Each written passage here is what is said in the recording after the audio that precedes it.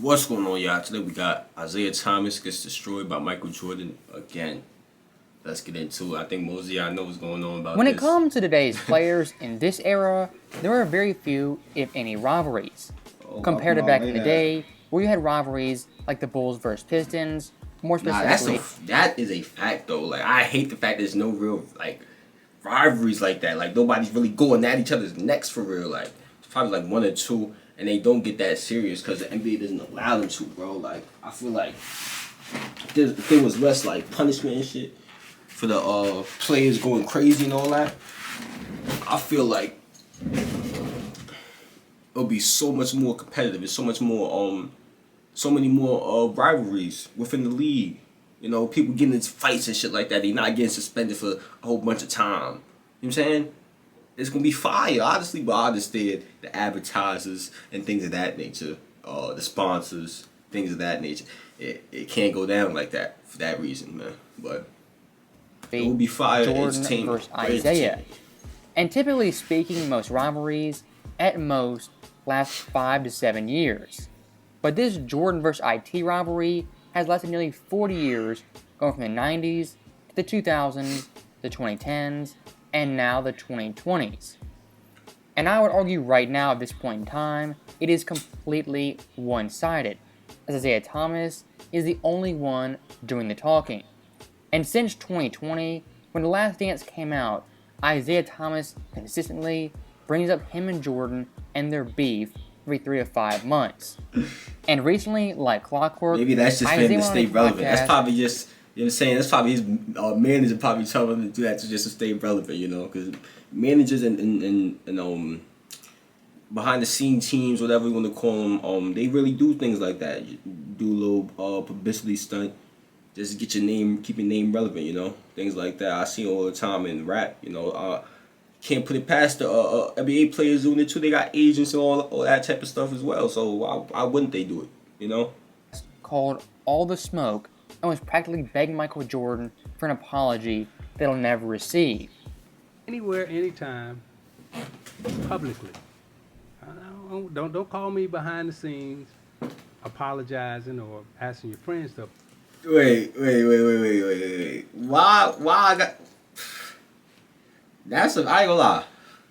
I don't respect that. I can't respect that, honestly. Public.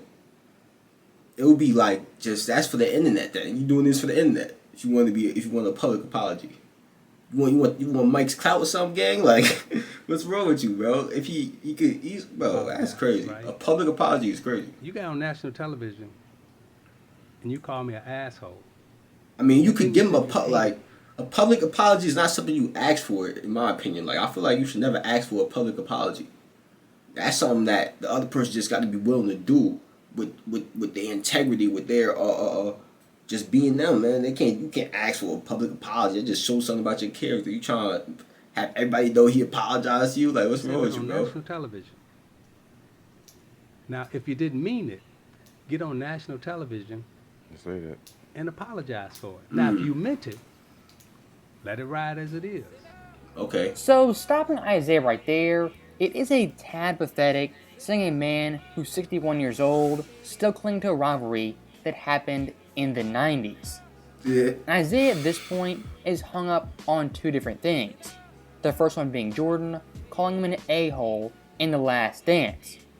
And look, Isiah Thomas, in his own right, can be offended and outraged by this statement. I mean, but bro, in actual context, if you watch The Last Dance, Jordan called Isiah an a-hole in past tense. And what he was referencing was Game 4 of the 1990 Eastern Conference Finals, last time him and Isiah played in a playoff game. I feel like you just being sensitive at that point, Isiah. Like, you know what I'm saying? You mad because Jordan said you was an asshole? Who cares? You was an asshole, alright? That's not like saying he ain't say you was soft, you was a hoe. You know what I'm saying? Like, wow. That's not nothing you should be holding a grudge for. Like, knowing you probably was an asshole. Like, fuck out of here. Like, if you didn't know, in this game, the Bulls beat the Pistons and won the series 4-0. And Isiah Thomas, being leader of Detroit, led his team off the court when they walked off. Before time expired. To put it quite simply, Isiah's Pistons were sore losers and disrespected Jordan's Bulls, who finally beat them. Whatever he says now, you know it wasn't his true actions then. It's time enough to think about it. Or the reaction of the public that's kind of changed his perspective of it. That's a fact. Yeah, you can show me anything you want. There's no way you can convince me he wasn't an asshole. And look, I might be biased, but Isiah's Pistons walking off the court with time left on the clock is a bit of an a-hole move, if you ask me. As when the Bulls lost to the Pistons 3 straight years, not once did they leave the court early or not shake hands after losing. Respect. And despite Jordan calling Isiah Thomas an a-hole in the past tense, in the same audio clip, Jordan gives Isiah praise as well as respect. The best point guard of all time is Magic Johnson, and right behind him is Isiah Thomas. No matter how much I hate him, I respect his game. 2 things can be true at the same time. Michael Jordan thought Isiah Thomas in 1990 was an a-hole, and also he respects him as a basketball player and second best point guard in NBA history. Now, looking past the a-hole comment, the second thing Isiah is hung up on is Michael Jordan saying he hates Isiah Thomas with a passion. And this time Jordan was very much speaking in the present tense and not the past tense. And look, for Isiah, you're 61 years old, and at some point, you gotta get over this. Not every person, every fan, every GM, owner is gonna like you and love you, or be friends with you. Come on, man. They may respect you, but not everyone wants to be your friend or buddy. And if Isiah wants a reality check, Michael Jordan at age 60 is not going to national TV and apologizing to him for stuff that happened in 1990. It's not going to happen today, tomorrow, or 10 years from now, as The Last Dance pretty clearly got all that on the table and out of Jordan's system. Compared to Thomas, who at this point looks desperate and really thirsty for attention by using Jordan's name for headlines. And I do want to add some context, as looking at Larry Bird, he also hated the Detroit Pistons, more specifically, Bill Laimbeer. The context being, it wasn't just Jordan who hated Isiah as well as his teammates. In all reality, it was the entire league and most fans who hated Detroit for their dirty play, their cheap shots, trying to injure players, and showing no class when they lost. Once again, I'll say it, players and fans are allowed to hate each other, and not everything is buddy-buddy. And like I said before, when it comes to Isiah, for the past 5 to 7 years, constantly, he's been going viral with takes about Jordan and speaking on him and his overall game. Compared to Jordan, outside of 2020 with The Last Dance, has largely... I'm telling you, he's doing this for his image now. He's just trying to keep his name relevant, you know. It's a smart thing to do. Remain silent. That's what I feel like it is. I think it's pretty clear to everyone no way at this he really point, feels like this. This rivalry is very much one-sided, with Isiah scrapping and clawing for Jordan's attention as well as approval. And speaking from an outsider's perspective, and think of someone like Jordan, when it comes to Isiah, why would he hate him in 2023? I think a large reason why he does is Isiah Thomas says LeBron James is the GOAT. And Mike, being so super competitive, hearing that from Isiah Thomas of all people must rub him the wrong way. Nah, yeah, he probably like, I Even used to someone whoop like your Bill ass, Laimbeer, boy. who also I whooped hates your ass, Jordan, boy. claims Started LeBron dominating James y'all. He probably is like, better. nah, what? Having both those guys, crazy. Laimbeer and Thomas, say LeBron is better than Jordan is not a coincidence. And it's pretty obvious, both these guys are still salty and using the GOAT debate as a facade to attack Jordan. And even worse than that, when it comes to Isiah, he's super inconsistent with his rankings, his all-time standings, and isn't man to admit he's using LeBron James by proxy to attack Michael Jordan. Kareem is the pinnacle. There hasn't been a player in the history of our game that had, his grade school career, I don't think he lost a game. He lost one game in high school. He lost one game in college.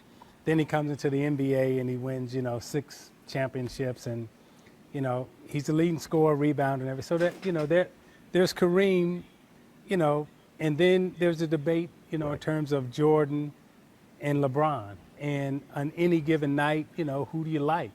You know, for me, I look at, you know, the total body of work, what LeBron James is as a basketball player. And if I had to pick one over the other, right now I'm picking LeBron James over a Michael Yo, Jordan. bro. Now he's killing me because now putting Michael Jordan at number 3 on your list is absurd. You know, it's absurd. That just goes to show there's some type of either negative bias towards Jordan or positive bias towards another player that you rank higher. You know, it just goes to show that that's what's going on. Because there's no way Jordan falls to 3 on your list, on any list. God damn it. You know what I'm saying? Any Jordan will GOAT beat you debate scoring, list. but No. this guy beats you at everything. He rebounds, he assists, he gets everybody involved, and he's bigger, he's faster, he's stronger, and right now, you know, he's doing his thing. Look, Isiah Thomas at this point is clearly so salty about Jordan, he'll go to extreme lengths to downplay him and devalue him on all-time rankings. As looking at that clip, for Kareem's GOAT case, he brought up high school and college. We're talking about the NBA and the greatest player of all time, not college and not high school. And using Isiah's logic, bringing in college, wouldn't that by default put Jordan ahead of LeBron James?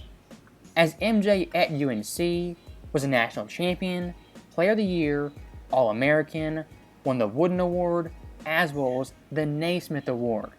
Using Isiah's logic for putting Kareem first all time, wouldn't Jordan be second at the very least based on his accomplishments in college? There's so many contradictions in only a minute clip, it makes my head spin. And if you wonder why there's so many contradictions, it's pretty simple. Isiah Thomas does not like Jordan no matter what he says. As the worst take in that clip that is super casual is saying Jordan could only beat you by scoring. First off, that's completely false. Look at the 91 finals. In that series, he won the championship averaging 11.4 assists, the highest ever for a non-point guard in the finals all time. Even looking past that one series, at prime Jordan in the playoffs, oh my God, come here, 89-93, he was much more Yo, a scorer, averaging 34.4 points, 6.8 assists, 6.7 boards, 2.3 steals on 50, 36, and 83 splits. That is a prime Michael Jordan, giving you 34, 7, and 7, with 2 steals while playing elite defense. Compared to LeBron James, who at his peak as a two-way player came in Miami. If you compare those stats of prime Jordan at his two-way peak to LeBron in his prime at his two-way peak, the numbers get pretty interesting. As LeBron averaged 26.9 points, 5.7 assists, 8.4 boards, 1.8 steals on 50, 35, and 77 splits. How can you look at peak LeBron James in Miami compared to Jordan in the late 80s, early 90s, and tell me one guy was only a scorer and the other guy did it in various ways? This once again is an example of Isiah Thomas bending the truth and straight up lying to the audience. And look, to wrap this video up, when it comes to Jordan, the worst thing he said about Isiah Thomas in 4 years is calling him an a-hole in the past tense, compared to Isiah, who in the last decade has tarnished Jordan's name on Undisputed, First Take, and countless podcasts. At this point, it's getting pretty sad and desperate that Isiah Thomas is... That's the end of this one, y'all. We already know what's up. It's foolery. Foolery. You know what I'm saying? Mike just ignoring him at this point. He just ignoring him. And I don't blame him. Don't give it the attention. Seems like Isiah just trying to keep his name alive, keep his name relevant, you know, things like that. But if you guys enjoyed this reaction, I know what to do. Click on the last reaction right there. And I'm out of here, man. Wow.